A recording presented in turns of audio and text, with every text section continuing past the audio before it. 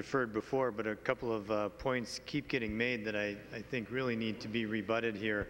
And one of them is that somehow this minority report in the governor's tax proposal is a measure of fairness. And we've talked about the fact that some in Minnesota aren't interested in paying their fair share, and so we need the governor to come to everyone's defense and make sure that everyone is paying their fair share.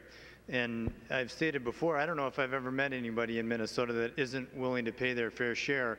There's a few of us who aren't real interested in paying for wasteful spending and things that don't work anymore, given the tough economic times and the competition that we face. But really, members, if Governor Dayton was truly interested in creating a fairer tax structure, as Representative Marquardt pointed out so ably in Tax Committee, for example, a $200 tax cut on a person making $10,000 is the same amount of tax fairness as adding $2,000 of tax burden to somebody making $100,000.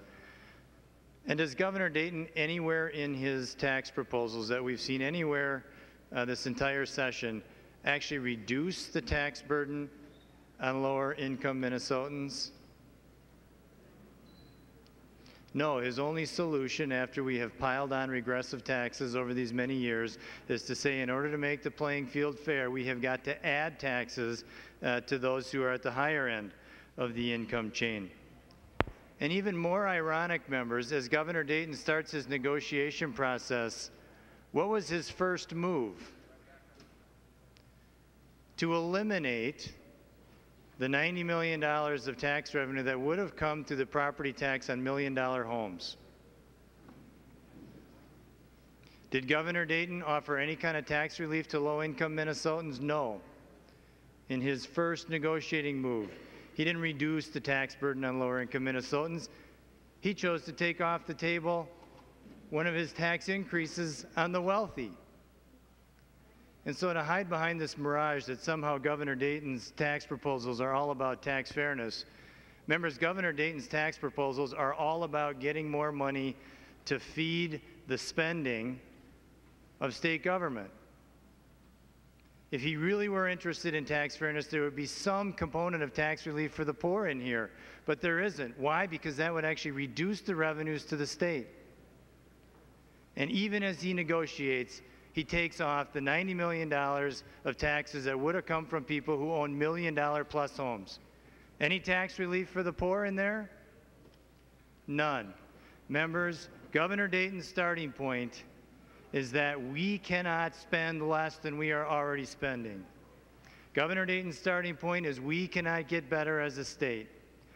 Governor Dayton's starting point is, you know what, those folks are better off handing their income to state government so that we can spend it for them on their behalf. And I hear the comments from the minority down here all day today, and it has me wondering whether or not the American dream is realized by people in this legislature, as some might have us believe, or whether the American dream is realized by people out pursuing their hopes and their aspirations in their neighborhoods, with their families, in their businesses, through their private enterprise, with their nonprofits, in their local communities. That's where we think that should come from. Our fundamental belief is that if we are going to advance Minnesotans, or Minnesota, we have to trust Minnesotans.